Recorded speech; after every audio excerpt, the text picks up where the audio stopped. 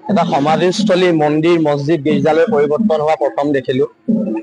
আৰু জুবিন দাৰ লগত মোৰ সম্পৰ্কটো বহুত বেলেগ, বুজাব নোৱাৰা বেলেগ। আৰু জুবিন দাৰ মৃত্যুৰ হেমাহি বা হত্যাৰ বাবে যিখিনি মানুহ জগৰীয়া, যি দুজন মূল ব্যক্তি আছে, আমি মুখ্যমন্ত্ৰীক কৈ আছো, shoot to kill, shoot to kill. Assam পুলিচৰ আৰু 2টা গুলি 4টা গুলি ওলাব লাগিব ইহঁতৰ গাত মাৰিবলৈ। আজি হিমন্ত বিশ্ব শাসনকালত আমি বহুত এনকাউণ্টাৰ দেখিলো, কিন্তু এই মানুহকেইটা কিয় এনকাউণ্টাৰটো আমি দেখা নাই?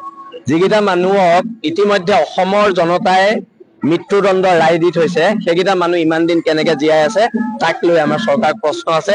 আৰু একেবাৰে শেষত এটা কথাই কওঁ, জয় জুবিন দা, জয় জুবিন দা আৰু জয় জুবিন দা। এই স্থান চৰকাৰে কৰিব নালাগে, এই স্থান অসমৰ জনগণে কৰিব।